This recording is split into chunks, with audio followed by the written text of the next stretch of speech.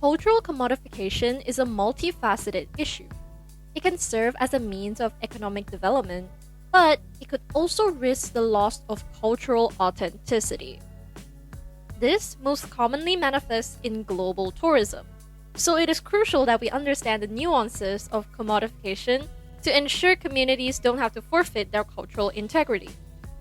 First, let's clarify what commodification actually means. It means making a culture or something that represents that culture into a more commercialized product. Why does this happen in the first place? Well, mass tourism heavily impacts heritage cities like Barcelona, etc.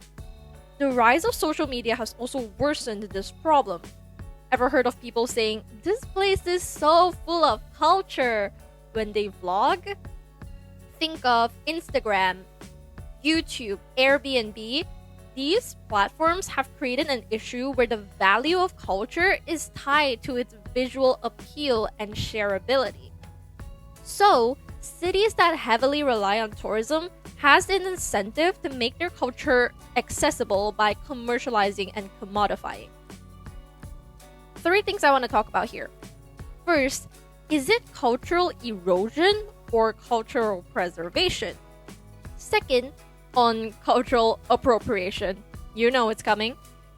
Third, a small subpoint on medicine.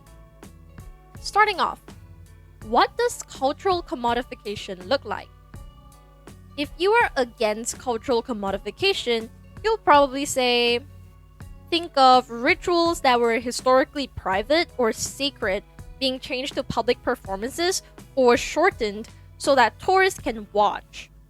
Or when standardization of culture occurs to simplify complex meaning into easily understandable slop for tourists to consume. Culture is watered down to get more money. Think of Santorini.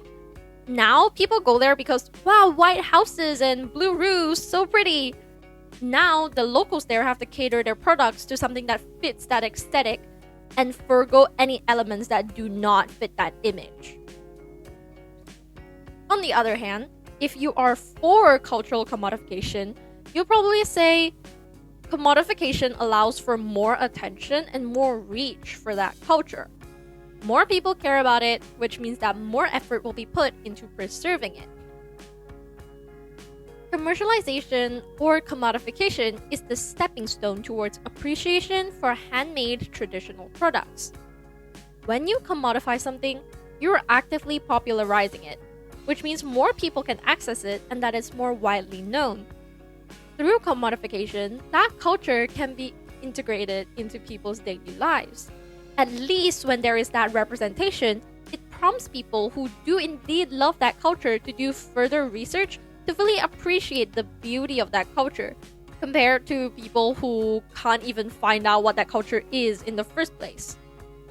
For example, if you're someone who likes Malaysian wow kites, would you want to continuously buy a cheaply made product from a big corporation who mass produced it? Or would you want a traditionally made, handcrafted products from the locals? However, an important thing to consider is the participation of the local community when commodifying products.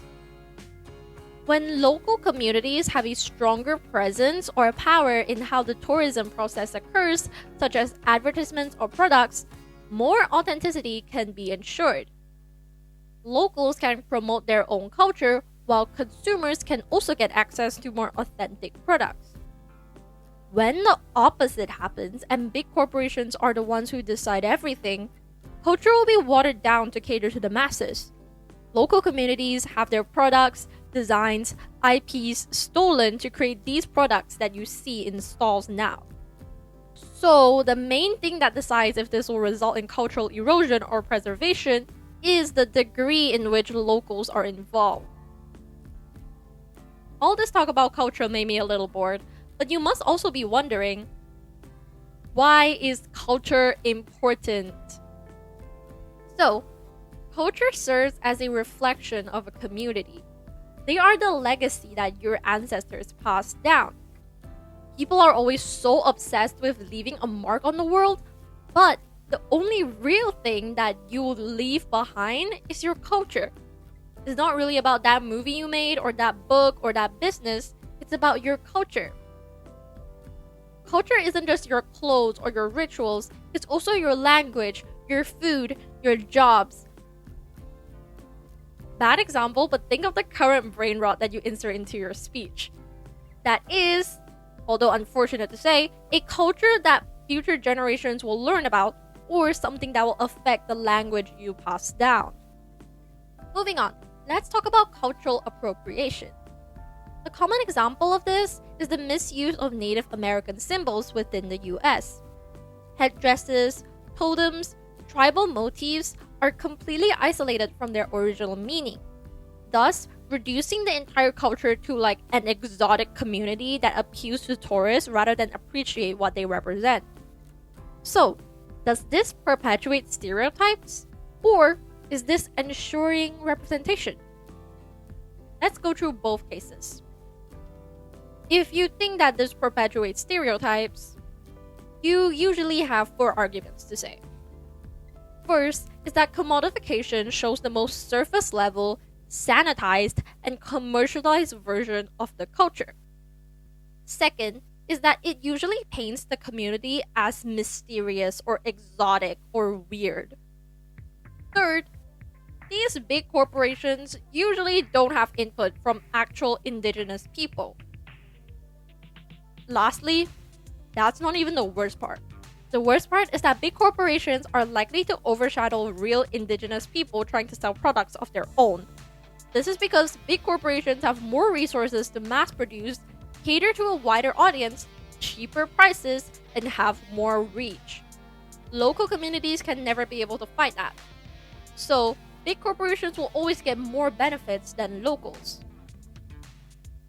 On the other side though, if you think that this will ensure representation, there's 4 arguments you can use.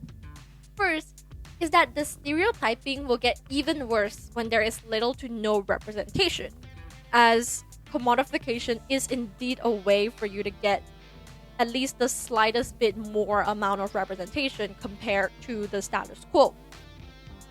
Second is that representation ensures that everyone can experience, at least to some degree, the culture, as opposed to no one even knowing about it in the first place. Third is that basic representation is the prerequisite to reaching cultural preservation or to breaking stereotypes then. Lastly, even if these corporations are greedy and water down the meaning, at the very least, the representation can still happen, which means that there is still a possibility that these products can be properly appreciated by the public. Final point I want to make. Something interesting that I would like to point out is regarding medicine. You ever notice how people seem to trust medicine made from indigenous practices because it seems more traditional to them? Well, this belief is actually created from advertising techniques that appeal to the nature fallacy. The appeal to nature fallacy dictates that if a thing is natural or from nature, then it must inherently be better than non-natural things. How does this connect to indigenous communities then? Well, this is based on the racist notion that indigenous communities are more primitive than Western cultures, and therefore are more wild and uncivilized. Their medicinal practices are then framed as more effective, not because of its centuries of practices, but because it's made by people perceived from the wilderness. Conclusion. You can come up with your own opinion on whether commodification of indigenous cultures is a net good or a net bad. However, I do believe that it relies heavily on how involved the indigenous community themselves are in this process. Happy thinking! Bye!